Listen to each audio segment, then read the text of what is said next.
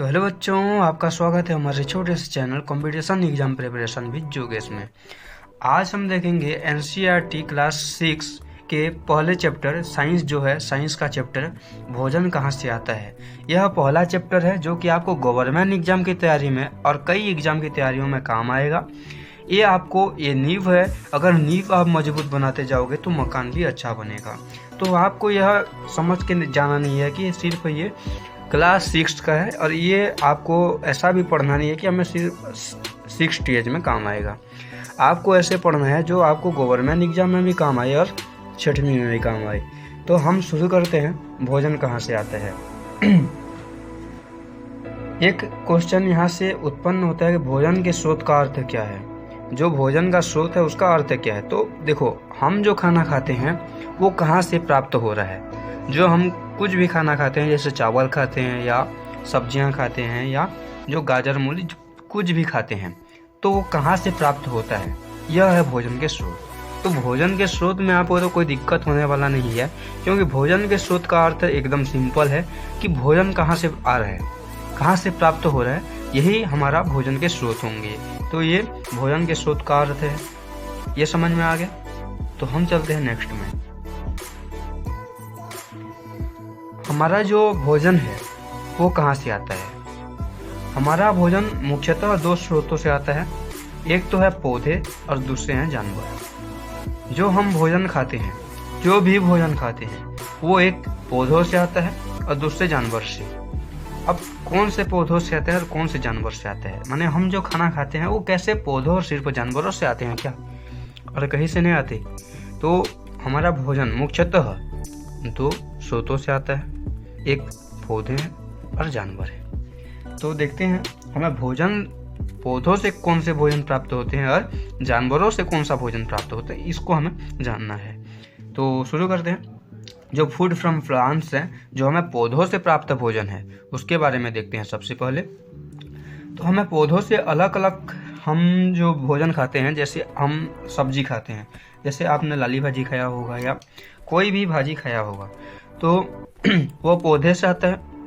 अब वो पौधे के किन भागों से आता है वो देखते हैं। जैसे हम पौधों से अलग अलग भोजन खा सकते हैं, जो भाग हैं उसका खाते हैं। जैसे कुछ खाते हैं जड़ से, कुछ तना, पत्ती, फूल, फल, बीज।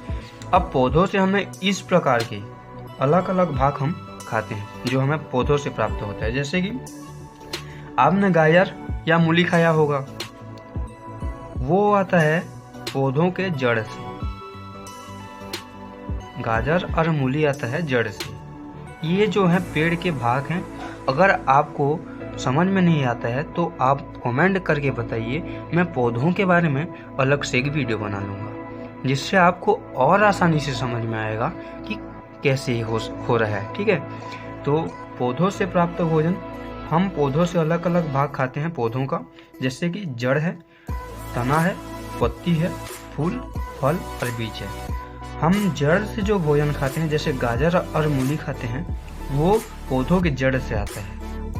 ठीक है, जो हम आलू गन्ना खाते हैं वो आता है तना से, जिसे हम इंग्लिश में स्टेम कहते हैं। जो पालक और मेथी खाते हैं, जो साग सब्जी है, वो आता है लीफ से, पत्ती से। जो हम गोभी खाते हैं वो आता है फ्लावर से, जो कि हम हिंदी में फूल कहते हैं। और जो आम, सेब और कई फ्रूट्स हैं, जो फल से आता है पौधे के। और जो गेहूं, चावल, दाल है, वो आता है बीज से।